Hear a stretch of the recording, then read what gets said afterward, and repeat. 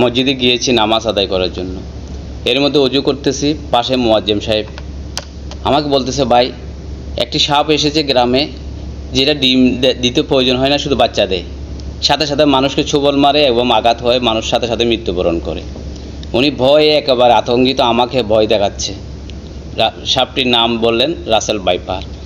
এখন আমার প্রশ্নটা হলো, ইমাম মুয়াজ্জিম সাহেব যেভাবে ভয় পেয়েছে একটা সাধারণ একটি সাপকে, তখন আমি চিন্তা করলাম যে আমার ইসলামী গবেষণা জীবন, আমার ইসলামী জীবনে দেখলাম যে মানুষ হয়ে যদি একটা সাপকে ভয় পেতে হয়, তাহলে সেটা কেমন মানুষ?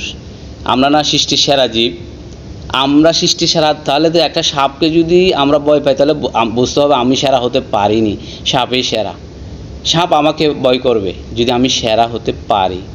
আমরা যদি আজকে যদি আমি চিন্তা করলাম যে এই মুয়াজ্জিম সাহেবের জীবনে কত মারাত্মক ভুলের মধ্যে উনি রহিয়েছে। উনি একটা সাপকে ভয় পাচ্ছে, সাপের কথা শুনে উনি ভয় আতঙ্কিত।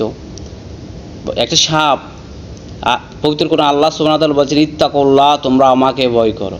আমাদের যদি আল্লাহ সুবহানাহু ওয়া তাআলার ভয় যদি আমাদের ভিতরে থাকে, তাহলে আমরা কখনো কি করব না, আমরা কখনো সুদের বাজারে যাব না, আমরা গীবতের বাজারে যাব না, আমরা জেনার বাজারে যাব না।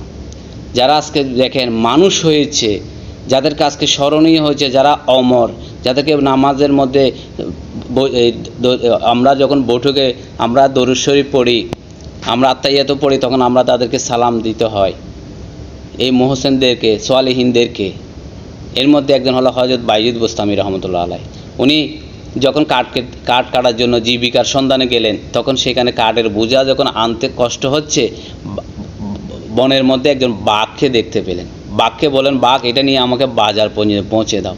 হযরত বাইজিদ বুস্তামিকে বাঘ বাজারে গিয়ে বাজার পর্যন্ত পৌঁছে দিয়েছেন। তাহলে এখন চিন্তা করেন, মানুষ হতে হলে আল্লাহকে ভয় করতে হবে। আসুন আমরা মানুষ হই, আমরা আল্লাহকে ভয় করি, ভয়ের মতো ভয়।